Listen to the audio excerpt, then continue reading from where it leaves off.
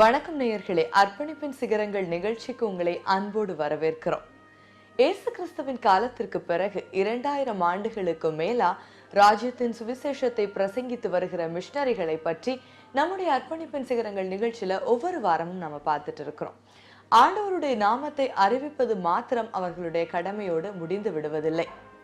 அதையும் தாண்டி ஜனங்களுக்கு இயேசுவை பற்றி சொல்லுவது, அவர்களுடைய வாழ்க்கையை நெறிப்படுத்துவது, அவர்களுடைய வாழ்க்கையை பாதுகாப்பது, அவர்களுடைய எதிர்காலத்தை ஆண்டவரோடு நெருங்கிய ஒரு எதிர்காலமாய் மாற்றுவது, எல்லாவற்றிற்கும் மேலாக அவர்களை குறித்த தேவனுடைய அழைப்பையும் தரிசனத்தையும் அவர்களுக்கு எடுத்து சொல்லி தேவனோடு அவர்களை இணைப்பதும், அவர்களை கொண்டு அடுத்த தலைமுறையை தேவனுடைய ராஜ்யத்திற்கு ஏதுவான தலைமுறையாய் எழுப்புவதும், இப்படி ஒரு பெரிய பட்டியலான கடமைகளை மிஷனரிகள் செய்து வருகிறார்கள். அப்படிப்பட்ட தியாகமான மிஷனரிகளை தான் நம்முடைய அர்ப்பணிப்பின் சிகரங்கள் நிகழ்ச்சியில ஒவ்வொரு வாரமும் நாம பார்த்துட்டு இருக்கிறோம். அந்த வகையில இன்னைக்கு நாம பார்க்க இருப்பவர் ரொம்பவே ஒரு விசேஷமான ஒரு நபர். 21ஆம் நூற்றாண்டுக்கான ஒரு சிறந்த போதகர், உலகிலேயே மிக பெரிய திருச்சபை, அதிகமான ஆத்துமாக்களை கொண்ட திருச்சபை என்று உலக கின்னஸ் புத்தகத்தில் சாதனை பட்டியலில் இடம் பிடித்த தென் கொரியாவின் யோய்டோ திருச்சபையின் ஸ்தாபகர் போதகர் யாங்கி சோ அவர்கள். வாங்க நிகழ்ச்சிக்கு போகலாம். உலக சாதனை பட்டியலில் இடம் பிடித்த உலகின் மிக பெரிய திருச்சபை, 5 ஆத்துமாக்கள் 8 லட்சம் ஆத்துமாக்களாய் விருத்தி அடைந்த வரலாறு, தென்கொரியாவின் எழுப்புதலுக்கு வித்திட்ட போதகர் யாங்கி சோ அவர்களின் வாழ்க்கை பற்றிய பதிவுகள். உலகிலேயே மிக பிரம்மாண்டமான திருச்சபை, 8 முதல் 10 லட்சத்திற்கும் அதிகமான ஆத்துமாக்கள், எண்ணற்ற கிளை ஊழியங்கள், உலக பிரசித்தி பெற்ற போதகர், எவ்வளவு ஒரு தன்னிறைவு பெற்ற திருச்சபை. இதை பற்றி கேள்விப்படவே அவ்வளவு ஆச்சரியமா பிரமிப்பா இருக்கு. ஆனா இதனுடைய ஆரம்பத்தை நாம கண்டிப்பா நினைத்து பார்க்க வேண்டும். வேதத்துல ஒரு அழகான வசனம் இருக்கு, அற்பமான ஆரம்பத்தின் நாளை யார்தான் அசட்டை பண்ணக்கூடும். அந்த அற்பமான ஆரம்பம் தான் இன்னைக்கு உலகமே வியந்து பார்க்கும் யோய்டோ திருச்சபையா உருவெடுத்திருக்கு. இந்த யோய்டோ திருச்சபையின் ஸ்தாபகர் போதகர் யாங்கி சோவின் பிறப்பும் அவருடைய ஆரம்ப வாழ்க்கையும் பற்றி நாம பார்க்கும்போது 1936ஆம் ஆண்டு பிப்ரவரி மாதம் 14ஆம் நாள் போதகர் யாங்கி சோ அவர்கள் சவுத் கொரியால பிறந்தாங்க. சின்ன வயசுல இருந்தே ஒரு புத்த பின்னணியத்துல வளர்க்கப்பட்டவர். புத்திசம், கன்ஃபூஷியசம் மற்றும் பல எத்திக்ஸ் கற்று தேர்ந்தவர் யாங்கி சோ அவர்கள். அது மட்டும் இல்லாம தன்னுடைய பெற்றோருக்கு 9 பிள்ளைகள்ல மூத்த மகனா இருந்ததால தன்னுடைய தந்தையார் சந்தித்த ஒரு சின்ன பொருளாதார தோல்வியை தொடர்ந்து குடும்பத்தை தாங்க வேண்டிய பொறுப்பு இவர் மேல வந்தது. இவர் எடுத்த முடிவு என்னன்னா, பல துறை கல்விகள் நம்மளால கற்க முடியாது, ரொம்பவே சீக்கிரமா படிச்ச உடனேயே வேலை கிடைக்கிற மாதிரி ஒரு ப்ரொஃபஷனல் கோர்ஸ் படிச்சுட்டு வேலை செஞ்சு குடும்பத்தை பார்க்கணும் அப்படின்றதான் இவருடைய வாழ்க்கையை குறித்து யாங்கி சோ வச்சிருந்த ஒரு அவுட்லைனா இருந்துச்சு.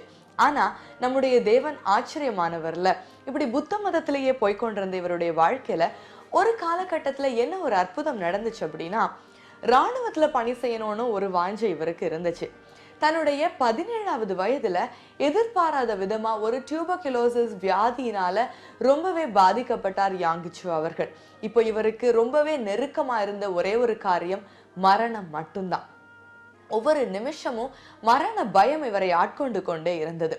இந்த 17 வயதுக்கு முன்னாடி வரைக்கும் இவருடைய கல்வியை ஒரு ஆர்மி ஸ்கூல்ல தான் கற்றுக்கொண்டிருக்கிறார். அந்த இடத்துல எதை கற்றுக்கொண்டாரோ இல்லையோ, கொரிய மொழி பேசிக் கொண்டிருந்த யாங்கி சோ அவர்கள் ரொம்பவே சிறப்பா ஆங்கிலம் பேச கற்றுக்கொண்டார். எந்த அளவுக்கு அப்படின்னா, இவருடைய பள்ளி கரஸ்பாண்டன்ட்டுக்கே டிரான்ஸ்லேட் பண்ற அளவுக்கு, அது மட்டும் இல்லாம அந்த ஆர்மி கமாண்டர் இன் சீஃப்க்கு மொழிபெயர்ப்பு பண்ற அளவுக்கு ஆங்கிலத்தை நேர்த்தியாக கற்றுக்கொண்டிருந்தார். இப்படி மொழிபெயர்ப்பு பணிகள்ல ஓரளவுக்கு பிரபலமாய் கொண்டிருந்த யாங்கி சோ அவர்களுக்கு எதிர்பாராத விதமாய் நோய் தாக்கியது. இப்படிப்பட்ட சூழ்நிலையில இவருடைய சகோதரியின் தோழி ஒரு சகோதரி இயேசு கிறிஸ்துவை பற்றி இவருக்கு சொன்னாங்க. என்ன அப்படின்னா, இந்த வியாதி படுக்கையிலிருந்து ஒரு விடுதலை தர ஆண்டவராகிய இயேசு கிறிஸ்துவால முடியும் அப்படின்னு சொன்னாங்களாம். இப்போ யாங்கி சோ அவர்களுடைய வாழ்க்கையில இயேசு கிறிஸ்துவின் மேல ஒரு சின்ன விசுவாசம் துளிர்விட்டது. இந்த சின்ன விசுவாசம் இவரை அந்த மரண படுக்கையிலிருந்து முற்றிலுமாய் மாற்றி போட்டது. தனக்கு புதிய ஜீவனை கொடுத்தது இயேசு கிறிஸ்து தான் அப்படின்றத பூரணமாய் விசுவாசித்தார் யாங்கிச்சோ அவர்கள். ஆனா இயேசு கிறிஸ்துவோடு எந்த நெருங்கிய உறவும் இவருக்கு இல்ல. வேதத்தை ஆழமா படிக்கல. ஆண்டவரை பற்றி போதிக்கணும்ன்ற ஆர்வமும் இவருக்கு இல்ல. ஆனா ஒரு விஷயம் இவருடைய இருதயத்துல ஏற்பட்டுச்சு. என்ன அப்படின்னா, எனக்கு ஜீவனை இயேசு கிறிஸ்து கொடுத்திருக்கிறார், அவருக்காக நான் ஏதாவது ஒரு காரியத்தை செய்யணும் அப்படின்னு இவருக்கு தோணுச்சான். ஒரு முறை தன்னுடைய தேசத்துல அப்போது இருந்த கென் டைஸ் அப்படின்ற ஒரு மிக பிரபலமான ஊழியக்காரர் ஒரு குரூசேட், அது ஒரு பெரிய மேடை பிரசங்கம் நடத்துவதற்காக வந்திருந்தார். அப்போ அந்த மொழியிலிருந்து ஆங்கில மொழியில மொழிபெயர்ப்பதற்கு யார் செய்ய முடியும் அப்படின்னு பார்த்தப்போ யாங்கிச்சோ அப்படின்ற ஒரு சின்ன வாலிபனால பண்ண முடியும்னு தேசம் முழுவதும் பரவலான ஒரு பேச்சு இருந்துச்சு. ஸோ அந்த பெரிய போதகர் இந்த சின்ன பையனை தன்னுடைய பிரசங்கத்தை இன்டர்பிரட், அதாவது மொழிபெயர்ப்பு பண்றதுக்காக அழைத்திருந்தார். தொடர்ந்து அவர் நடத்தின ஒவ்வொரு மேடை பிரசங்கங்களிலும் மொழிபெயர்ப்பாளரா யாங்கிச்சோவை அழைக்க ஆரம்பித்தார். ஒவ்வொரு முறை மொழிபெயர்க்கும் போதும் வேதத்தின் சத்தியங்களை ஆழமாய் யாங்கிச்சோ அவர்கள் புரிந்து கொள்ள ஆரம்பித்தார். இப்படி தன்னுடைய தேசத்தையும் தாண்டி பல தேசங்கள்ல சென்று பல பெரிய அன்றைக்கு இருந்த பிரபலமான ஊழியர்களுக்கு மொழிபெயர்ப்பாளராய் மட்டும் யாங்கிச்சோ தன்னுடைய ஊழியத்தை செய்து கொண்டிருந்தார். தன்னுடைய வாழ்க்கையை முற்றிலுமாய் ஊழியத்திற்காக அர்ப்பணித்த யாங்கிச்சோ அவர்கள் வேதாகம கல்லூரிக்கு சென்று இறையியல் பட்டத்தோட வெளிவந்தார். பட்டத்தோட வெளிவந்த உடனே ஆண்டவருக்காக தன்னுடைய ஊழியத்தை ஸ்தாபிக்கணும்னு தொடர்ந்து முயற்சிகளை எடுக்க ஆரம்பித்தார். இவருடைய ஊழியத்தின் ஆரம்ப காலத்துல இவருக்கு ஒரு பெரிய உறுதுணையா இருந்தது சியோ ஜாஷில் அப்படின்ற ஒரு போதக பெண்மணி. ஆரம்ப காலகட்டத்துல தன்னுடைய ஊழியத்தை ஆரம்பிச்சப்போ ஒரு சின்ன டென்ட் கட்டி அதுல யாங்கிச்சோ அவர்களும் இந்த ஷியோ ஜாஷில் அப்படின்ற போதகர் அம்மா அவர்களும் அவங்களுடைய 3 பெண் குழந்தைகளும் இந்த ஆலயத்துல ஆராதனையை நடத்த ஆரம்பிச்சாங்க. மொத்தமே 5 பேர், யாங்கிச்சோ, ஷியோ ஜாஷில் அவர்களுடைய 3 பெண்கள். இதை தாண்டி அன்னைக்கு மழையா இருந்தனால மழைக்கு ஒதுங்கிறதுக்காக ஒரே ஒரு வயதான பெண்மணி மட்டும் அந்த ஆராதனையில கலந்து கொண்டாங்களாம். இப்படி 6 பேரை கொண்டு ஆரம்பிக்கப்பட்டதுதான் யோய்டோ திருச்சபை. இப்படி 6 பேரை கொண்டு ஆரம்பிக்கப்பட்ட யோய்டா திருச்சபையில ஒவ்வொரு நாளும் ஆத்துமாக்கள் புதிதாய் சேர்க்கப்பட்டாங்க. ஆதி திருச்சபையில ரட்சிக்கப்பட்டவர்களை கர்த்தர் அனுதினமும் சபையில சேர்த்து கொண்டு வந்தார்ல, அதே மாதிரி யோய்டோ திருச்சபையில ஒவ்வொரு நாளும் ஆத்துமாக்கள் சேர்ந்து கொண்டே இருந்தாங்க. இந்த சபையோடைய வளர்ச்சியை நம்ம ஒரு கட்டுக்குள்ள அடக்கவே முடியாத அளவுக்கு ஒரு எஸ்டிமேஷன் போட்டு இவங்க ஒரு சர்ச்சுக்கு வடிவமைக்கும் போது அடுத்த வீக் பார்க்கும்போது அதுக்கு டபுளா ஆத்துமாக்கள். ஆண்டுக்கு அந்த சபையை விரிவுபடுத்த வேண்டிய ஒரு சூழ்நிலை ஏற்பட்டுச்சு. யாபேசின் எல்லைகளை கர்த்தர் விரிவாக்குன மாதிரி யோய்டோ திருச்சபையின் எல்லைகள் ஒவ்வொரு ஆண்டும் பல மடங்கு விருத்தி அடைந்து கொண்டே இருந்தது.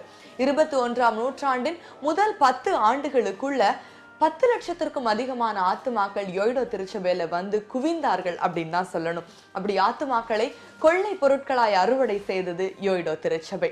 இதற்கு ஒரு அடிப்படை காரணம் என்னன்னு பார்த்தா, எவ்வளவு லட்சக்கணக்கான ஆத்துமாக்கள் யோய்டோ திருச்சபையில வந்தாலும் யாங்கிச்சோ அவர்கள் திருச்சபை முழுவதும் கிராமமா சின்ன சின்ன ஜெப குழுக்களை ஏற்படுத்த தவறியதே இல்லை.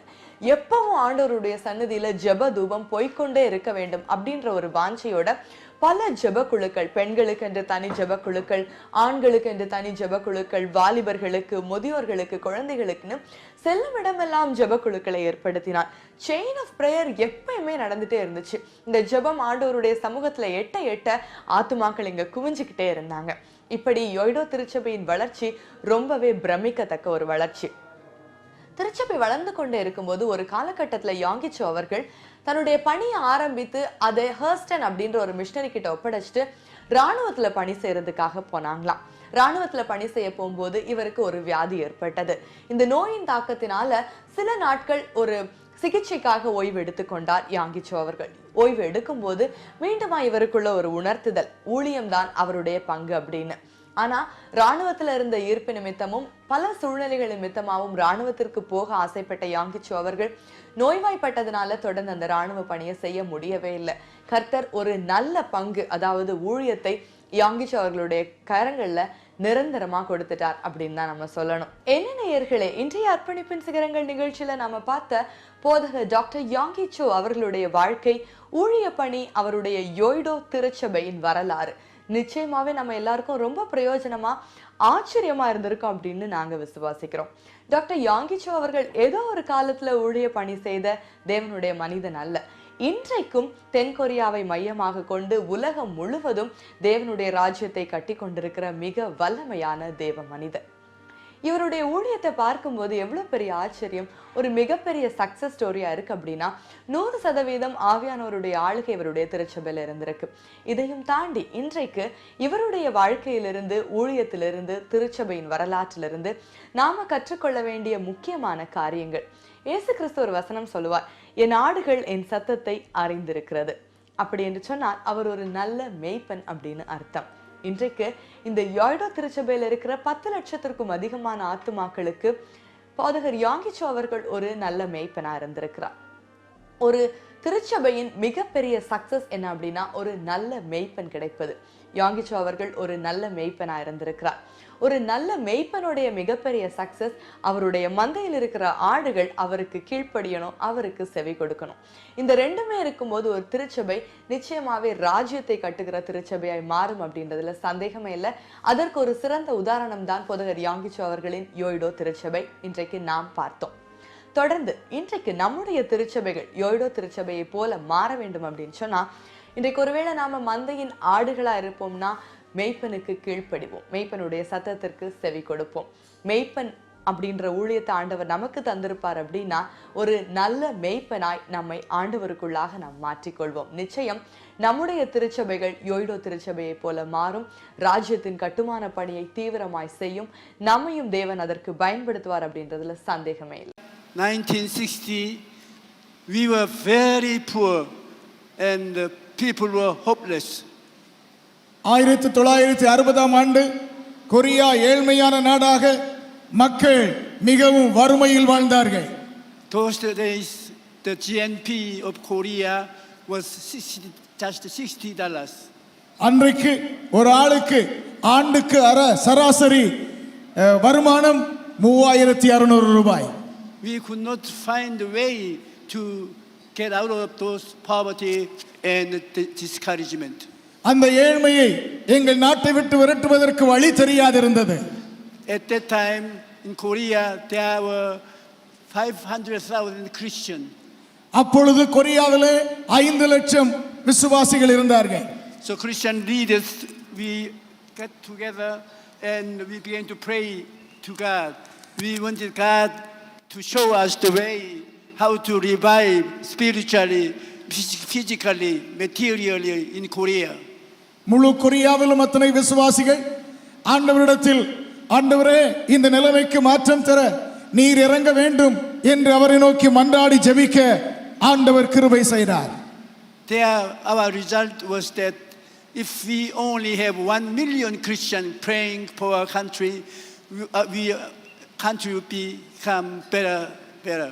அப்பொழுது ஜெபித்தோம், 10 லட்சம் விசுவாசிகள் எங்கள் நாட்டுக்காக ஜெபிக்க ஆண்டவர் எழுப்பினால் இத்தனை ஆசீர்வாதமாக இருக்கும் என்று ஏங்கி ஜெபித்தோம். From that time we made decision to pray every day for 5 hours. அன்றிலிருந்து தினமும் 5 மணி நேரம் எங்கள் நாட்டின் எழுப்புதலுக்காக ஜெபிக்க வேண்டும் என்று உறுதி கொண்டோம். And God began to work with us. ஆண்டவர் எங்களுக்குள் கிரியை செய்தார். People began to repent and come to church. ஜனங்கள் மனம் திரும்பி ஆலயங்களுக்கு ஆராதனைக்கு வந்தார்கள். Our goal was 1 million people turn to Jesus Christ. 10 லட்சம் ஜனங்கள் ரட்சிக்கப்பட்டு வர வேண்டும் என்று இலக்கு வைத்தோம். But when the deadline come, when we look at our society, instead of having million Christians, we had more than 10 million Christians. 10 லட்சம் விசுவாசிகள் வேண்டும் என்று ஆண்டவரை நோக்கி நாங்கள் ஜெபம் பண்ணினோம். ஆண்டவரோ 1 கோடி விசுவாசிகளை தேவன் எங்கள் நாட்டிலே எழுப்பி தந்தார். கர்த்தருக்கே மகிமை உண்டாவதாக. 10 million Christians were encouraged and made arrangements to pray together. 1 கோடி விசுவாசிகள் ஒன்று சேர்ந்து ஆண்டவரை நோக்கி ஜெபிக்க உற்சாகம் பெற்றார்கள். Korea began to be changed. கொரிய தேசம் மாற்றமடைந்தது. கரங்களை தட்டி கர்த்தரை மகிமைப்படுத்துவோம். God began to open the door of heaven, pour out His blessing. ஆண்டவர் வானத்தின் பலகணிகளை திறந்து தமது ஆசீர்வாதத்தை அருள்மாரியாக பொழிந்தார். Now our GNP is 25,000.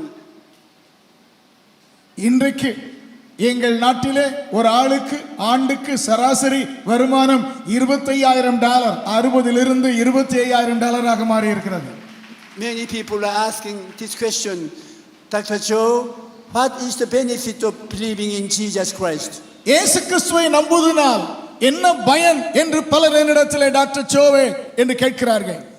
We have tremendous promises of the blessing from God. தேவனுடைய ஆசீர்வாதங்கள் ஏராள வல்லமையான வாக்குத்தத்தங்களாக நமக்கு அளிக்கப்பட்டிருக்கின்றன. All the blessings are flowing from the Mount Calvary on the cross. அனைத்து ஆசீர்வாதங்களும் கல்வாரி மலையில் இருக்கும் சிலுவையில் இருந்தே மனுக்குலத்திற்கு பாய்ந்து வருகிறது. Jesus Christ was God, but God sent him as a human being to save us. இயேசு கிறிஸ்து தேவன், மனுக்குலத்தை ரட்சிக்க தேவன் அவரை மனிதனாக பிறக்க அனுமதித்தார். He was crucified on the cross for you and for me. Kalvari சிலுவையிலே உங்களுக்காகவும் எனக்காகவும் இயேசு சிலுவையில் அறையுண்டார். Blessings of God start to flow through his crucifixion. அவருடைய சிலுவை மரணத்தின் மூலம் அனைத்து ஆசீர்வாதங்களும் நமக்கு நேராக பாய்ந்து வரச் செய்கிறார். Number one, through his bleeding on the cross, God began to cleanse us from all kind of sin. சிலுவையில் அவர் சிந்தின இரத்தத்தின் மூலம் நமது அனைத்து பாவங்களுக்கும் மன்னிப்பை தேவன் ஏற்படுத்தினது முதல் நன்மை. Whosoever come and confess their sins and accept Jesus, Jesus forgive them and give them the righteousness. ஆண்டவர் இயேசுவிடத்தில் தங்கள் பாவங்களை அறிக்கை செய்கிற எவராயினும் ஆண்டவர் அவர்களை மன்னித்து ரட்சிக்கிறார். By the shed blood on the cross, Jesus Christ cleanses us from all kind of trespasses. நம்முடைய அனைத்து மீறுதல்களும் நீங்க தாம் சிலுவையில் சிந்தின இரத்தத்தின் மூலம் இயேசு நம்மை கழுவுகிறார். Jesus Christ is the righteousness of our God, and Jesus Christ is our holiness. இயேசு கிறிஸ்துவே நமக்கு நீதியாகவும் தேவனுக்கு முன்பு நம்மை பரிசுத்தராகவும் நிறுத்துபவர். And when we put our faith in Jesus Christ, Christ nowadays, regardless any person, he heals sick people. இந்த இயேசு கிறிஸ்துவின் மேல் நாம் இன்று நம்பிக்கை வைக்கும்போது எந்த நோயாளியையும் இயேசுவின் வல்லமை சுகமாக்குகிறது. Christianity is the healing religion. அவர் தம்முடைய சுகமாக்குதலை நமக்கு அனுப்பி தருகிறார். I am now 80 years old, but I was struck down by the terminal tuberculosis when I was 17 years old. எனக்கு இப்பொழுது வயது 80, 17 வயதாய் இருக்கும்போது மரண தருவாயில் சயரோகத்தால் கொடுமையாக தாக்கப்பட்டிருந்தேன். Every day I was vomiting blood. அனுதினமும் இரத்த வாந்தி எடுத்துக் கொண்டிருந்தேன். The doctors shook their head. They said the only way to survive is they make an operation on my chest. டாக்டர்கள் தலையசைத்து இந்த வாலிப வாழ்க்கையை காப்பாற்ற வேண்டும் என்றால் அவருக்கு அறுவை சிகிச்சை ஒருவேளை உதவி செய்யலாம் என்று நினைத்தார்கள். I could hardly breathe. என்னால் சுவாசிக்க முடியாது. I was becoming hopeless.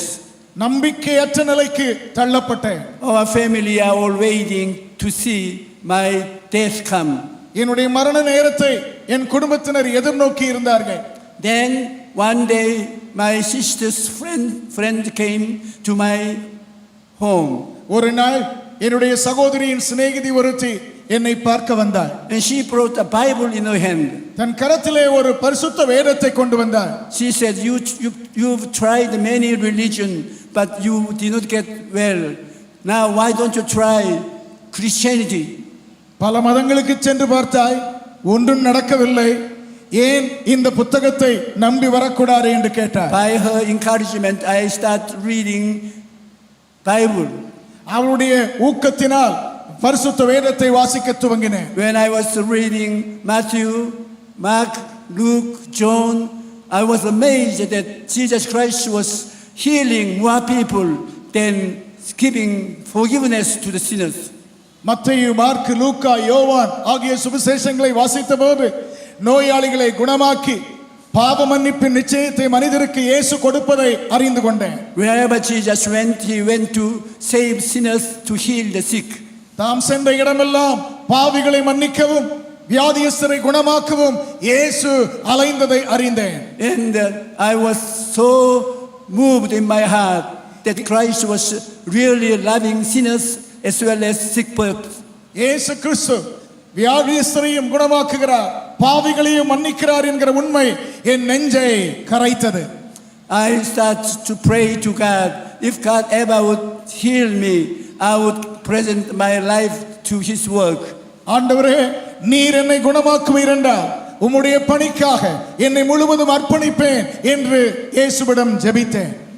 I was very moved by reading Bible. Up until that time, I had never been to the church. I had never heard one sermon from pastor. அதுவரைக்கும் ஆலயத்துக்கு நான் சென்றதில்லை, எந்த போதகரின் பிரசங்கத்தையும் கேட்டதில்லை, வேதத்தை வாசித்து நம்பிக்கை பெற்றேன். Without knowing how to pray, but still I began to ask Jesus to come and touch me. எப்படி ஜெபிப்பது என்று தெரியாது, ஆனாலும் இயேசுவே நீர் வந்து என்னை தொட வேண்டும் என்று கேட்டேன். Bible says that by His stripes we are healed. அவருடைய தழும்புகளால் குணமாகிறோம் என்று பரிசுத்த வேதம் சொல்கிறது. அல்லேலூயா. Bible says that He took our infirmities and carried away our sicknesses. அவர் நம்முடைய அக்கிரமங்களை ஏற்றுக்கொண்டு நம்முடைய பாடுகளை சுமந்து தழும்புகளினால் குணமாக்கும் தழும்புகளை ஏற்றார். Finally, I was convinced in my heart enough. I knelt down before Jesus, definitely asked Him to heal me. இந்த ஆண்டவர் மேல் நம்பிக்கை வளர முழங்கால் ஊன்றி இயேசுவே எனக்கு உதவி செய்ய வேண்டும் என்று மன்றாடினேன். And one night, it was dream or vision, I don't know, but Jesus Christ appeared in front of me. அந்த ஒரு நாள் சொப்பனமோ தரிசனமோ எனக்கு தெரியாது, ஆனால் இயேசு எனக்கு காட்சி அளித்தார். And I said, "Who are you?" நான் அவரை பார்த்து நீர் யார் என்று கேட்டேன். He said, "I am Jesus, of whom you have been reading in the Bible." நீ வேதத்தில் வாசித்தாயே அந்த இயேசு நான் தான் என்று அவர் எனக்கு பதில் உரைத்தார். I could not believe. I said, "You are kidding." நான் அவரை பார்த்து விளையாடுகிறீரா என்று கேட்டேன். But he said, "I am not telling you exaggeration. I heal you. I will make servant of the Lord." அவர் என்னை பார்த்து நான் மிகைப்படுத்தி எதுவும் சொல்லவில்லை, உன்னை சுகமாக்க வந்திருக்கிறேன், குணமாக்குவேன் என்று பதில் சொன்னார். And he reached out his hand and touched me and disappeared. அவர் தன் கரத்தை நீட்டி என்னை தொட்டுவிட்டு மறைந்து விட்டார். That time on, I began to breathe very peacefully. அந்த நொடியிலிருந்து நான் லகுவாக சுவாசிக்க முடிந்தது. ஆமென். I went to hospital. Doctors took charge of me. They found out that I had no sickness at all. மருத்துவமனைக்கு போய் பரிசோதனை செய்து பார்த்தால் மருத்துவர்கள் எனக்கு எந்த பாதிப்பும் இல்லை என்பதை உறுதிப்படுத்தினார்கள். Then they sent me to Bible college. வேதாகம கல்லூரிக்கு படிக்க அனுப்பினார்கள். After graduating Bible college, I started church. இறையில் பட்டம் பெற்று சபை ஊழியத்தை துவக்கினேன். I have tremendous desire to see all the people find Jesus as Savior and Healer. வயதானவர்கள் ஆண்டவர் இயேசுவை தங்கள் இரட்சகராகவும் சரீரத்தை சுகமாக்கும் பரிகாரியாகவும் அனுபவிப்பதை பார்க்க துடித்தேன். Poor people, sick people, they all came to attend the church to hear the gospel. எளியவர்கள், வறுமையில் வாடினவர்கள், பாதிக்கப்பட்டவர்கள் ஆலயத்தில் சுவிசேஷ செய்தியை கேட்க கூடினார்கள். And faith comes by hearing, hearing by the word of God. Since I have been preaching healing message to people, people begin to believe. நான் ஜனங்களுக்கு இயேசுவின் சுகமளிக்கும் வல்லமையை குறித்து பேசினேன். விசுவாசம் கேள்வியினாலே வரும், கேள்வி தேவனுடைய வசனத்தினாலே வரும் என்பதை போல நான் பிரசங்கித்த வசனத்தை அவர்கள் விசுவாசித்தார்கள். Thousands of people begin to Christian. ஆயிரக்கணக்கானோர் விசுவாசிகளாக மாறினார்கள். Then I had 10,000 people coming to church. அப்பொழுது என்னுடைய ஆலயத்திற்கு 10,000 விசுவாசிகள் வருவார்கள். Then 50,000. 50,000 ஆனது. Then 1 million, no, 100,000. அதற்கு பின்பு 1,00,000 விசுவாசிகள் வர ஆரம்பித்தார்கள். Then 500,000. அதற்கு மேல் 5,00,000 விசுவாசிகள் வந்தார்கள். Before I retire from the church, I arrived at 800,000 members. நான் சபையில் முழு பொறுப்பிலிருந்து ஓய்வு பெறுவதற்கு முன்பு 8,00,000 விசுவாசிகள் எங்கள் சபைக்கு வர கர்த்தர் உதவி செய்தார். அல்லேலூயா. I know that God loves India very much. இந்தியாவை தேவன் அதிகமாக நேசிக்கிறார் என்பதை நான் உறுதியாக அறிவேன். Same kind of miracle can occur in your society. அங்கு நடந்த அதே அற்புதம் இந்திய தேசத்திலும் நிச்சயம் நடக்கும். I love India நானும் இந்தியாவை நேசிக்கிறேன். because whenever God wants me to make decision, He says, "Go to India and pray." ஆண்டவர் இந்த முறை என்னை பார்த்து நீ இந்தியாவுக்கு போய் ஜெபிக்க வேண்டும் என்று சொன்னார். Before I become an evangelist going around the world, God said, "You go to India and pray. I will meet you there." நான் சுவிசேஷகனாக பல நாடுகளுக்கு சென்றிருக்கிறேன். அப்படி செல்வதற்கு முன்பு ஆண்டவர் எனக்கு சொன்னது, நீ இந்தியாவிற்கு போ, நான் அங்கு உன்னை சந்திப்பேன். So here I receive a blessing from the Lord and I become evangelist going around the world and preach gospel. நான் இங்கு அப்பொழுது இந்தியாவுக்கு வந்தேன். ஆண்டவர் இயேசு என்னை ஆசீர்வதித்தார். உலகெங்கும் ஆண்டவரின் நற்செய்தியை சுமந்து செல்ல வாய்ப்பளித்தார். This time when I come to India, I come to decide about my future ministry. இந்த முறை இந்தியாவிற்கு வரும்போது என் எதிர்கால ஊழியம் எப்படி இருக்க வேண்டும் என்பதை தீர்மானிக்கும் எண்ணத்தோடு வந்தேன். Wonderful servant of the Lord, Dr. Mohan, he is telling me wonderful story about Jesus and church in India. இந்தியாவிலே ஆண்டவர் செய்து கொண்டிருக்கும் அற்புதமான வேலையை குறித்து ஆண்டவரால் பயன்படுத்தப்படுகிற அற்புதமான ஊழியர் பாஸ்டர் மோகன் அவர்கள் எனக்கு சொன்னார்கள். Whatsoever Jesus Christ tells me, I am gonna obey. இயேசு எனக்கு சொல்வார், நான் அதற்கு கீழ்ப்படிவேன் என்றேன். Our blessing comes from Jesus Christ who was crucified on the cross for you and for me. உங்களுக்காக எனக்காக சிலுவையில் அறையுண்ட ஆண்டவர் இயேசுவிடத்தில் இருந்துதான் நமது அனைத்து ஆசீர்வாதங்களும் கிடைக்கிறது. He was beaten by the Roman soldier and he was crucified to pay the price of the divine healing. தெய்வீக சுகத்தை நமக்கு அருளி செய்ய ரோம போர் வீரர்களால் அடியேற்று காயமடைந்தார். Because of this, when you are sick, you could be healed when you put your faith in Jesus Christ. இங்கே யார் யாரியோடு வந்திருந்தாலும் இயேசு கிறிஸ்துவின் மேல் நம்பிக்கை வைத்தால் இயேசு உங்களை சுகமாக்குவார். Jesus Christ also dared to take a curse away from our lives. நமது வாழ்க்கையை பீடித்திருக்கும் அனைத்து சாபங்களையும் இயேசு அகற்ற வல்லமை உள்ளவர். Our forefather Adam sinned against God. God was angry and cursed this earth. நம்முடைய முற்பிதாவாகிய ஆதாம் பாவம் செய்தபோது ஆண்டவர் கோபமடைந்து இந்த பூமியை சபித்தார். People have been living in great difficulty. They were perspiring to make an existence. மிகவும் கடினத்தோடு வாழ்ந்தவர்கள், மிகவும் சிரமப்பட்டு வாழ்ந்தவர்கள் தப்பிக்கொள்வதற்காக முயற்சி எடுத்தார்கள். And we tried in every way to make a living. நாம் எப்படியாவது விடுதலை பெற வேண்டும் என்று பல்வேறு முறைகளை முயற்சித்து வருகிறோம். Then Jesus Christ came and in our place he went on the cross. By crucified on the cross he paid the price of the curse.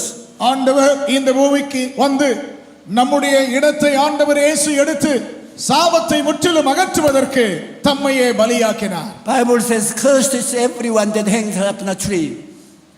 மரத்திலே தூக்கப்பட்டவன் எவனும் சபிக்கப்பட்டவன் என்று பரிசுத்த வேதம் சொல்கிறது. Bible says Jesus Christ was hung up on the cross to save us from the curse. சாபத்திலிருந்து நம்மை விடுவிப்பதற்காக இயேசு சிலுவையில் தொங்கினார். Through the cross Jesus Christ saved you by his blood. இயேசு கிறிஸ்துவின் சிலுவை மரணத்தினால் அவருடைய பரிசுத்த இரத்தத்தினால் நாம் ரட்சிக்கப்பட காப்பாற்றப்பட முடியும். He sanctifies you on the cross. சிலுவை நம்மை பரிசுத்தமாக்குகிறது. He heals you from sickness. அனைத்து வியாதிகளையும் நீக்கி குணமாக்குகிறது. And he became the blessing of Abraham to you, being delivered from the curse. சாபத்திலிருந்து நம்மை விடுதலையாக்கி ஆபிரகாமின் மூலமாய் உண்டாகும் ஆசீர்வாதங்களை இயேசு நமக்கு பெற்று தருகிறார். Jesus Christ was rich, but he became poor so that he may you rich together. அவருடைய தரித்திரத்தினாலே நாம் ஐஸ்வர்யவான்களாகும்படிக்கு நமது நிமித்தம் இயேசு தரித்திரரானார். Jesus Christ died for us. He went down to the spiritual world. Then he came back alive. ஆண்டவர் இயேசு மரித்து ஆவிகளின் உலகத்திற்கு சென்று மீண்டும் உயிர்த்தார். Jesus Christ resurrected and he came on this earth. About 500 of his disciples saw him. இயேசு கிறிஸ்து உயிர்த்தெழுந்தார். அவருடைய சீஷர்களில் 500 பேர் உயிர்த்தெழுந்த இயேசுவை தரிசித்தார்கள். By receiving Jesus, we also receive eternal life.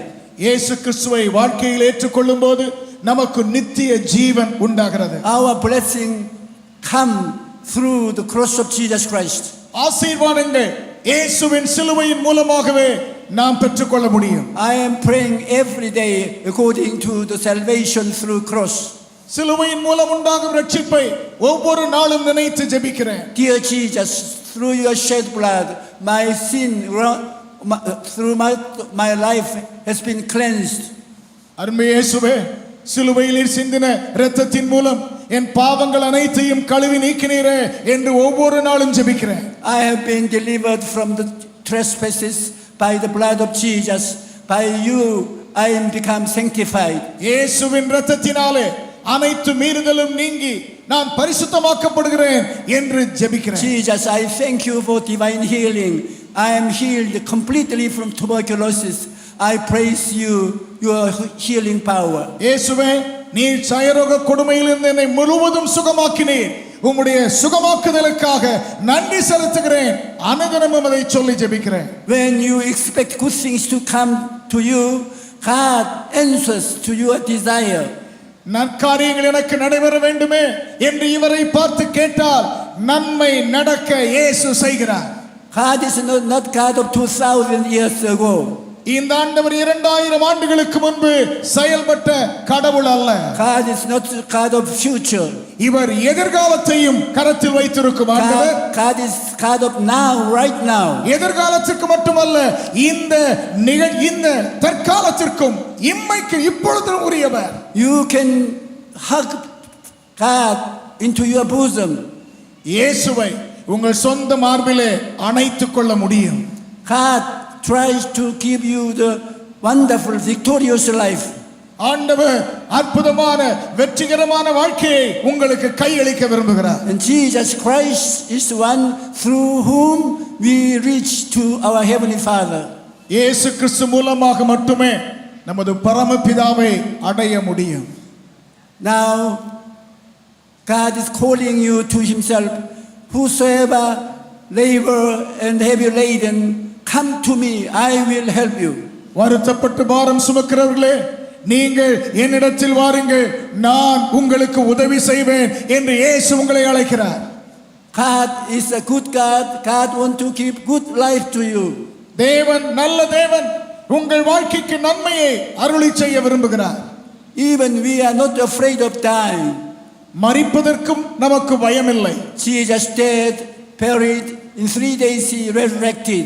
இயேசு மரித்தார், அடக்கம் பண்ணப்பட்டார், 3ஆவது நாளிலே உயிரோடு எழும்பினார். Bible says, beloved, I wish you above all things that you may prosper and be in health as thy soul.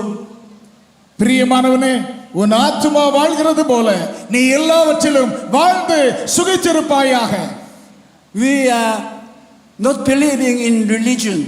நாம் மதத்தில் நம்பிக்கை உள்ளவர்கள் அல்ல. We are believing in living Jesus. உயிருள்ள இயேசுவின் மேல் விசுவாசம் உள்ளவர்கள் நாம். கரங்களை தட்டி கர்த்தரை மகிமைப்படுத்துவோம். He has taken away your sin உங்களுடைய பாவங்களை இயேசு அகற்றினார். He has taken away your trespasses. உங்கள் மீறுதல்களையும் உங்களை விட்டு அகற்றுகிறார். He took away your sickness and disease. உங்கள் வியாதிகள் நோய்கள் அனைத்தையும் இயேசு நீக்குகிறார். Jesus Christ took your curse and my curse and crucified the curse on the cross. உங்களுடைய என்னுடைய சாபம் அனைத்தையும் சிலுவையிலே இயேசு அறைந்தார். He died in our death.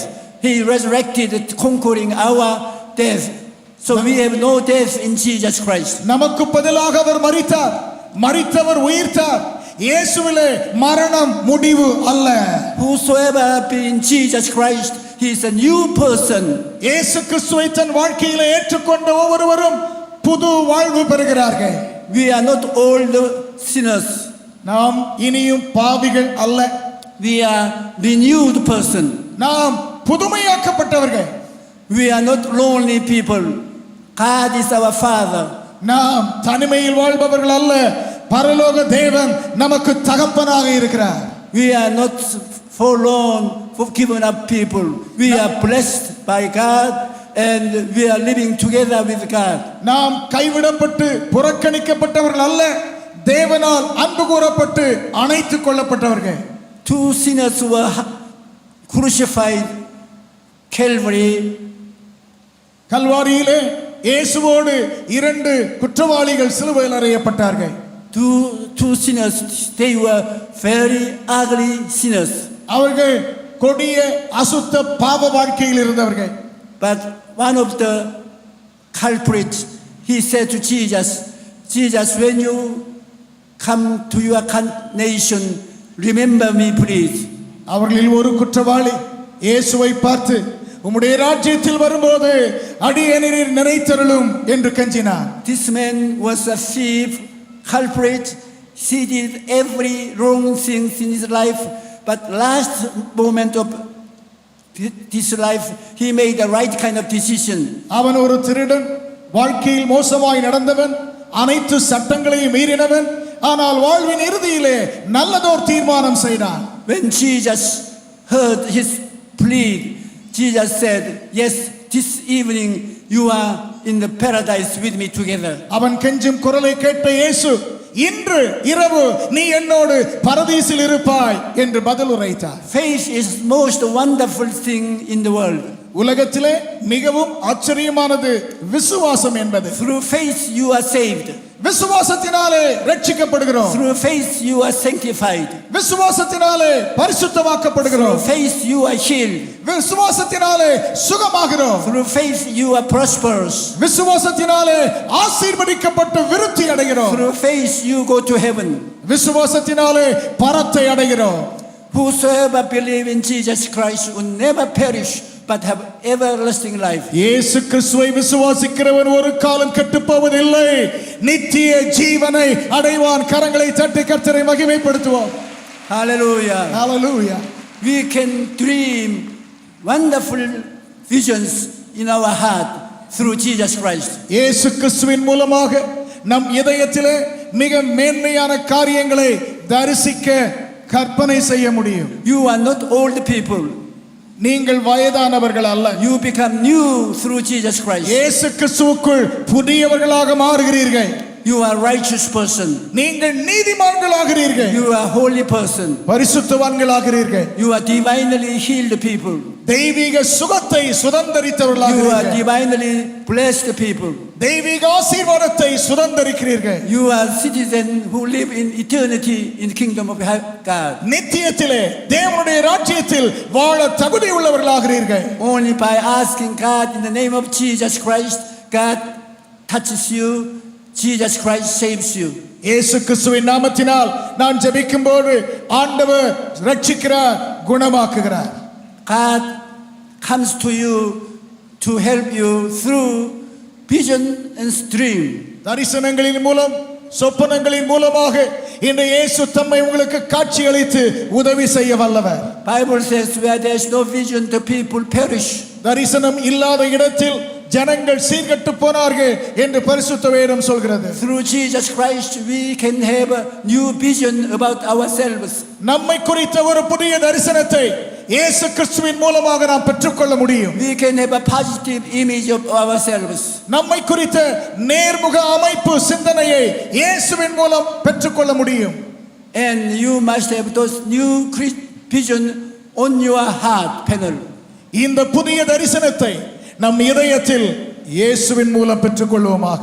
And pray so that God may change your life according to your visions.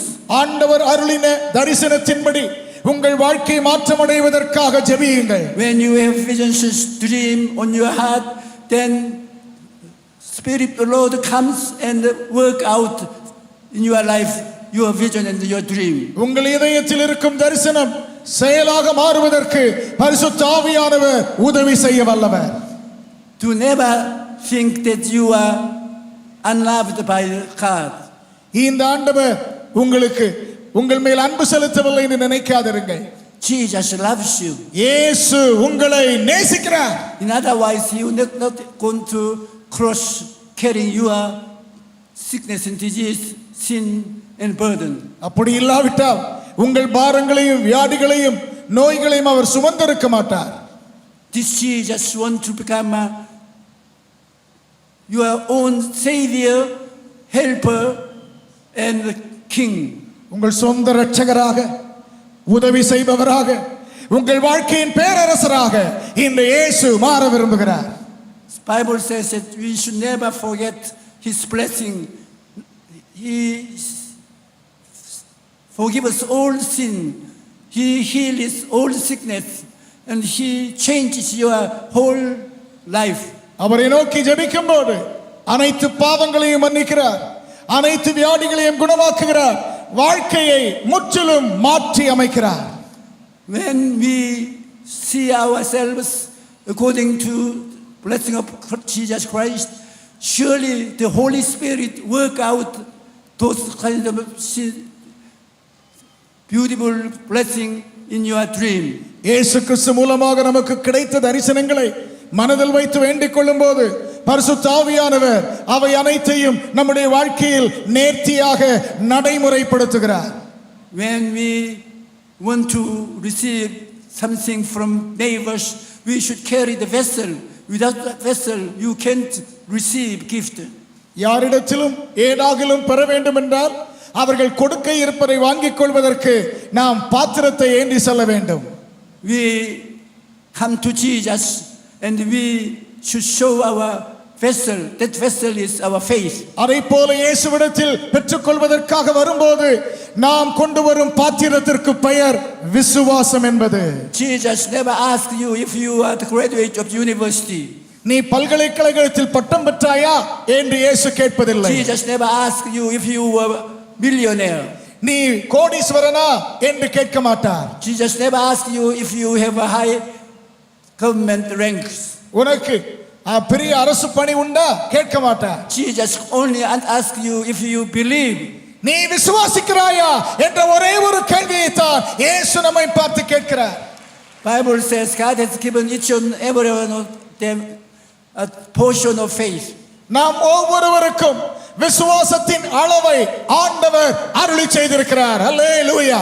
You have faith, I have faith. உங்களிடத்தில் விசுவாசம் உண்டு, எனக்குள்ள விசுவாசம் உண்டு. When we use faith which is smallest mustard seed, still the Holy Spirit is touched by that faith. விசுவாசம் கடுகு விதை அளவுதான், ஆனாலும் பரிசுத்த ஆவியானவர் அதையும் பயன்படுத்தி பலன் தர வல்லவர். We are no more sinners. நாம் இனியும் பாவிகள் அல்ல. We are no more trespasser. நாம் இனியும் மீறுதலுக்கு உட்பட்டவர்கள் அல்ல. No more sick person. நாம் இனியும் நோயினால் வாடிக்கப்படுபவர்கள் அல்ல. No more cursed person. இனியும் சாபத்தின் கீழ் இருப்பவர்கள் அல்ல. No more hopeless dead. இனியும் மரணத்தினால் பயப்படுத்தப்படுவர்கள் அல்ல. Please look at you through your mirror கண்ணாடியிலே உங்களை பாருங்க. and see how changed you are. உங்களை எப்படி மாற்றி இருக்கிறார் என்பது தெரியும். God wants you to see yourself as a changed person. நீங்கள் மாற்றமடைந்தவர்களாக உங்களையே காண்பதற்கு ஆண்டவர் இயேசு விரும்புகிறார். God says to me many a times, once the Spirit of the Lord start to move in India, something great is going to happen. ஆண்டவர் எனக்கு பலமுறை சொன்ன விஷயத்தில் ஒன்று, என்னுடைய ஆவியானவர் இந்தியாவிலே அசைவாடுவார், அப்பொழுது மேன்மையான பல காரியங்கள் நிச்சயம் நடக்கும் என்று கூறியிருக்கிறார். I love India. I love Indian. You are key people through which God could establish tremendous miracle of God. நான் இந்தியாவை நேசிக்கிறேன். ஆண்டவர் தம்முடைய வல்லமையான ராஜ்யத்தை உங்கள் மூலமாகத்தான் இந்தியாவிலே நிறுவ முடியும். Hallelujah. Tonight, Jesus Christ, who died for you and resurrected for you, is standing on your side. உங்களுக்காக மரித்து உயிர்த்த இயேசு உங்கள் அருகிலே இன்று இரவு நின்று கொண்டிருக்கிறார். Tonight, we are going to be healed. இன்று ராத்திரி நீங்கள் சுகமடைய போகிறீர்கள். We are going to be free from the bondage of Satan. பிசாசின் அடிமைத்தனத்திலிருந்து இன்று ராத்திரி விடுதலையாக போகிறீர்கள். We are going to receive Abraham's blessing in our lives. ஆபிரகாமுக்குரிய ஆசீர்வாதங்களை இன்று இரவு நாம் பெற்றுக்கொள்ள இருக்கிறோம். கரங்களை உயர்த்தி கர்த்தரை மகிமைப்படுத்த கேட்கிறேன். Hallelujah. Now I am going to pray for divine healing. தெய்வீக சுகத்திற்காக இப்பொழுது நான் ஜெபிக்க போகிறேன். All the sick people, stand on your feet and lay your hand on your hurting place. நோயுற்றவர்கள், வியாதிப்பட்ட எல்லாரும் இருக்கிற இடத்திலே எழும்பி நின்று பாதிக்கப்பட்டிருக்கும் பகுதியில் உங்களது வலது கரத்தை வைத்துக் கொள்ளும்படி கேட்கிறேன். இருக்கிற இடங்களிலே எழும்பி நில்லுங்கள். When I pray, the Holy Spirit flow through your hand, and the Spirit of the Lord destroy the sickness and disease. நான் ஜெபிக்கும் போது பரிசுத்த ஆவியானவர் உங்கள் கரத்தினூடே பாய்ந்து அந்த வியாதியின் கூறுகளை அழித்து விடுவாராக. Let us pray. நாம் ஜெபிப்போம். Heavenly Father, பரமபிதாவே, I thank you for calling us together around the cross. சிலுவையை எங்களுக்கு அருகிலே கொண்டு வந்து நிறுத்தி பிணைத்தீரே, நன்றி. Jesus Christ took our sin and the sickness, disease. எங்கள் பாவங்களையும் வியாதிகளையும் இயேசு சுமந்தபடியால் ஸ்தோத்திரம். So we claim our divine healing. எங்கள் தெய்வீக சுகத்தை உரிமையோடு கேட்கிறோம். You sickness and disease, வியாதியே, நோயே, you devil, I bind you in the name of Jesus Christ. இவைகளை ஏற்படுத்தும் பிசாசே, இயேசுவின் நாமத்தினால் உன்னை கட்டி போடுகிறேன். I rebuke you, sickness. வியாதியே, உன்னை கடிந்து கொள்கிறேன். Disappear, go. மறைந்து போவாயாக. Oh, in the name of Jesus Christ, I declare healing. இயேசு கிறிஸ்துவின் நாமத்தினால் சுகம் உண்டாவதாக என்று கட்டளையிடுகிறேன். By his stripes you were healed. அவருடைய தழும்புகளால் நீங்கள் குணமானீர்கள். He took your infirmity and carried away your sickness. உங்களுடைய அக்கிரமங்களை அவர் ஏற்றுக்கொண்டு உங்கள் வியாதிகளிலிருந்து விடுதலை தருகிறார். You are healed 2000 years ago. ஆயிரக்கணக்கான ஆண்டுகளுக்கு முன்பு சுகத்தை பெற்றுவிட்டார். You should not be deceived by devil anymore. இனி பிசாசு உங்களை ஏமாற்ற இடம் கொடாதிருங்கள்.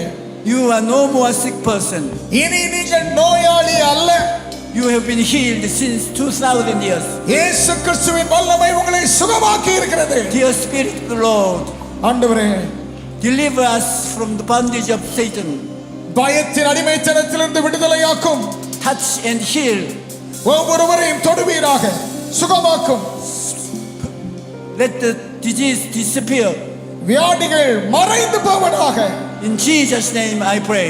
இயேசுவின் நாமத்தில் வேண்டுகிறேன் பிதாவே. Someone having terrible pain of tooth pain, God healed him right away. பயங்கர பல்லு வேதனையில் பல்வலியிலே இருக்கும் ஒருவரை இயேசு இப்பொழுது தொட்டு சுகமாக்குகிறார். Someone has eye disease and losing the eyesight, God touched and healed. கண் பார்வை இழந்து வேதனைப்பட்டுக் கொண்டிருக்கிற ஒருவரை இயேசு சுகமாக்குகிறார். Someone is healing in the ears and you can hear very clearly. கேட்காத காதுகளை ஆண்டவர் இயேசு இப்பொழுது தொடுகிறார். உங்களால் கேட்க முடிகிறது. I see the liver cancer being healed. கல்லீரலில் இருக்கும் புற்றுநோயை ஆண்டவர் தொட்டு சுகமாக்குகிறார். Stomach trouble disappeared. வயிற்று கோளாறுகளை இயேசு நீக்குகிறார். Cancer of esophagus, God touched and healed. புற்றுநோய் கட்டிகளை இயேசு தொட்டு கரைந்து போக செய்கிறார். you are having deep depression, and God deliver you from depression. மன உளைச்சலிலே மிகவும் அவதிப்பட்டு கொண்டிருக்கிற ஒரு நபரை இயேசு தொடுகிறார். God's healing power is going through your body continually. உங்கள் சரீரம் முழுவதிலும் இயேசுவின் குணமாக்கு வல்லமை ஊடுருவி பாய்ந்து கொண்டிருக்கிறது. Do not afraid of your sickness anymore. உங்கள் நோயை குறித்து பயப்படாதீங்க. Do not surrender to sickness. வியாதி உங்களை ஆக்கிரமிக்க இடம் கொடாதீங்க. By His stripes you are healed. இயேசுவின் தழும்புகளால் நீங்கள் சுகமடைந்தீர்கள். Hallelujah. Hallelujah. கரங்களை உயர்த்தி Hallelujah. Hallelujah. Hallelujah. Hallelujah. Hallelujah. Hallelujah. Praise God. When one pray, he is weak. But 2-3 get together and join hand and pray, that prayer become powerful. ஒரு மனிதர் ஜெபித்தாலே ஜெபம் வல்லமை உள்ளது. இத்தனை பேர் கூடி ஜெபிக்கும்போது அந்த ஜெபம் நிச்சயமாகவே அதிக வல்லமை உள்ளது. So now I want to be together, pray for individual things, your problem in the school, business, anything, we will pray to God. இப்பொழுது தனிப்பட்ட தேவைகளுக்காக வியாபாரத்தில் நொடிவோ படிப்பு தொடர்பானதோ தனிப்பட்ட தேவைகளுக்காக நான் ஜெபிக்க போகிறேன். Heavenly Father, பரலோக பிதாவே, we thank you for healing us. எங்களை சுகமாக்கினதற்காக நன்றி. Now we are having many burdens. எங்கள் வாழ்க்கையிலே ஏராள சுமைகள். We want you to come and take away the burden from our lives. எங்கள் வாழ்க்கையை அழுத்தும் பாரங்களை அகற்றும்படி இயேசுவே அழைக்கிறோம். Give each and everyone a prosperity that you promised. ஆண்டவரே, உம்முடைய வாக்கின்படி ஆசீர்வாதத்தையும் விருத்தியையும் பெருகச் செய்வீராக. Help individual husband and wives. கணவன்மார் மனைவிமார் இருவருடைய பிரச்சனைகள் நீங்க உதவி செய்வீராக. Help children to grow sicknessly. பிள்ளைகள் வியாதி நீங்கி வளர்ச்சி அடைய உதவி செய்வீராக. All the problems shall be melted away by the presence of God. ஆண்டவரே, உம்முடைய பிரசன்னத்தினால் உம்முடைய தீர்மானங்கள் அனைத்தும் நிறைவேறுவதாக. God is a good God. தேவன் நல்ல தேவன். May good things happen to each and every one of them. இங்கு வந்திருக்கிற ஒவ்வொருவருக்கும் நன்மையும் ஆசீர்வாதமான ஏராள அனுபவங்கள் இயேசுவினால் ஏற்படுவதாக. Let miracle occur in your life.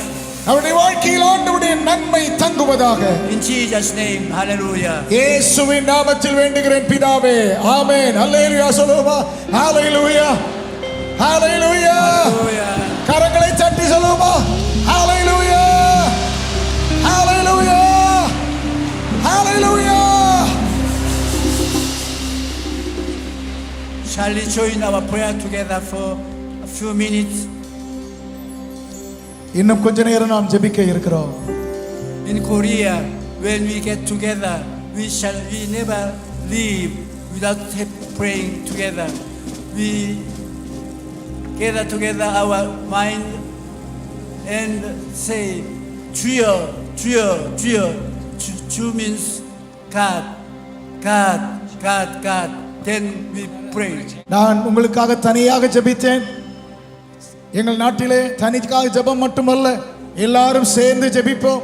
சேர்ந்து ஜெபிக்க முடித்தும் போது கடைசியிலே 3 முறை தேவனே தேவனே தேவனே என்பதை போல சியோ சியோ என்று 3 முறை சொல்லுவோம். அதற்கு பின்பு எல்லாரும் ஏகோபித்து ஜெபிப்பார்கள்.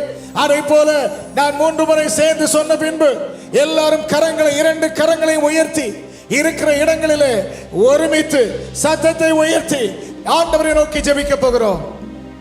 Juyo, Tio! Juyo. Tio! Tio! எல்லாரும் சத்தத்தை உயர்த்தி ஆவியினால் நிறைந்து எல்லாரும் ஜெபம் பண்ணுவோமாக. ஹalleluya. இயேசுவே நாங்கள் வேண்டிக் கொள்கிறோம்.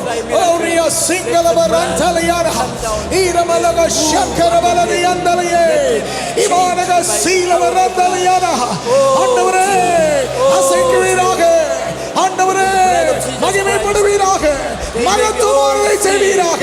ஈமலக சங்கலவரதியார இயந்தலம சக்கரவௌரியார. ஹalleluya. உயிர் வாழும் நாட்களெல்லாம் ஓடி ஓடி உழைத்திடுவே. கரங்களை உயர்த்தி உயிர் வாழும் நாட்களெல்லாம் சத்தமாய் ஓடி ஓடி உழைத்திடுவே.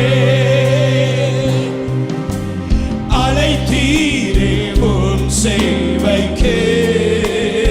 எல்லாரும் எழுந்து நின்று அழைத்தீரே உம் சேவைக்கு.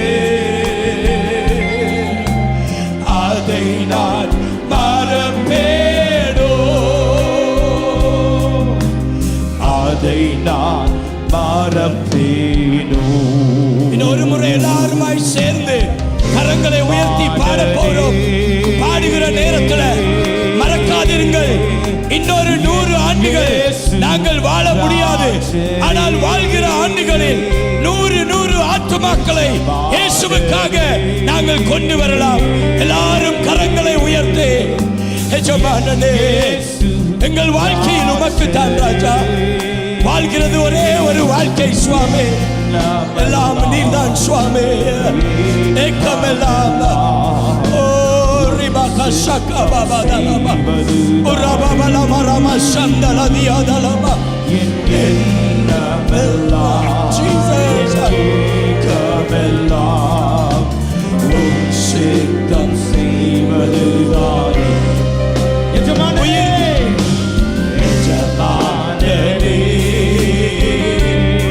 சத்தத்தை உயர்த்தி எஜமானனே, என் இயேசு ராஜனே. கரங்களை கட்டிக்கொண்டு ஜெபிக்கலாம்.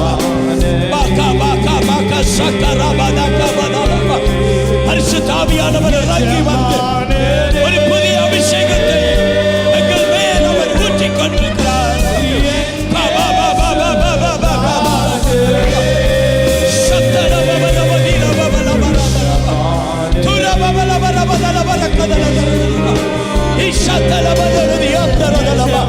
அக்கினி அக்கினி அக்கினி ஒவ்வொருவர் மேலும் இறங்கட்டும். இந்த நேரத்தில்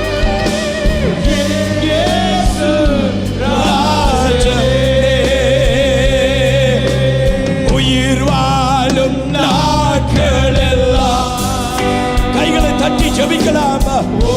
கைகளை தட்டி ஜெபிக்கலாம். நாங்கள் வாழ்கிற நாட்கள் இயேசுவுக்காக, இயேசுவுக்காக. உயிர் வாழ்கிற நாட்கள் எல்லாம் இயேசுவுக்காக. ஓடி ஓடி ஓடி ஓடி உழைப்போம். இந்தியாவை கலக்குவோம். இயேசுவின் ராஜ்யத்தை கட்டி எழுப்புவோம். காலாபாதி காபாபா அழைத்தீரே உம் சேவைக்கு. அதை நான் மறப்பேனோ. இயேசுவே அதை நான் மறப்பேனோ. கரங்களை தட்டிக்கொண்டு கரங்களை தட்டிக்கொண்டு பரிசுத்த ஆவியானவர் ஒவ்வொருவரையும் நிரப்பட்டும். இந்த இடத்தை விட்டு போகிறது ஆண்டவரே, இருக்கிற நாட்கள் எல்லாம் ஆயிரக்கணக்கான மக்களை உமக்காக நாங்கள் கொண்டு வர வேண்டும் ராஜா. The life we live, we want to bring souls to your kingdom. We may not live another 100 years, but we can bring thousands of souls in the life we live in this world. Yeshuve என்னவெல்லாம் நீவெல்லாம் உம் சித்தம் செய்வதுதானே. எஜமானனே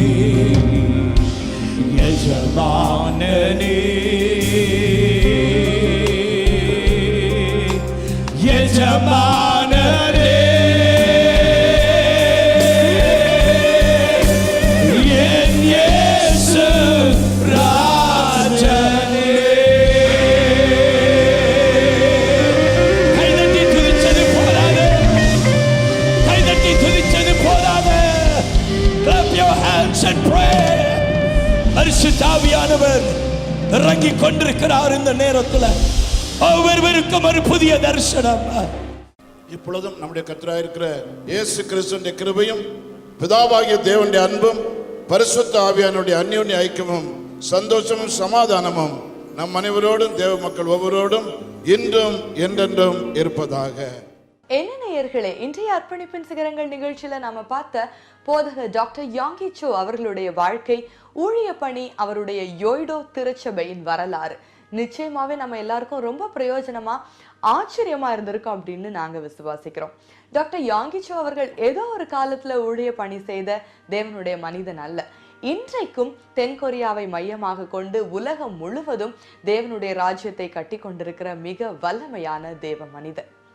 இவருடைய ஊழியத்தை பார்க்கும்போது எவ்வளவு பெரிய ஆச்சரியம், ஒரு மிகப்பெரிய சக்சஸ் ஸ்டோரியா இருக்கு அப்படின்னா 100% ஆவியானவருடைய ஆளுகை இவருடைய திருச்சபையில இருந்திருக்கு. இதையும் தாண்டி இன்றைக்கு இவருடைய வாழ்க்கையிலிருந்து, ஊழியத்திலிருந்து, திருச்சபையின் வரலாற்றிலிருந்து நாம கற்றுக்கொள்ள வேண்டிய முக்கியமான காரியங்கள். இயேசு கிறிஸ்து ஒரு வசனம் சொல்லுவார், என் ஆடுகள் என் சத்தத்தை அறிந்திருக்கிறது. அப்படி என்று சொன்னால் அவர் ஒரு நல்ல மேய்ப்பன் அப்படின்னு அர்த்தம். இன்றைக்கு இந்த யோய்டோ திருச்சபையில் இருக்கிற 10 லட்சத்திற்கும் அதிகமான ஆத்துமாக்களுக்கு போதகர் யாங்கி சோ அவர்கள் ஒரு நல்ல மேய்ப்பனா இருந்திருக்கிறார். ஒரு திருச்சபையின் மிகப்பெரிய சக்சஸ் என்ன அப்படின்னா ஒரு நல்ல மேய்ப்பன் கிடைப்பது. யாங்கி சோ அவர்கள் ஒரு நல்ல மேய்ப்பனா இருந்திருக்கிறார்.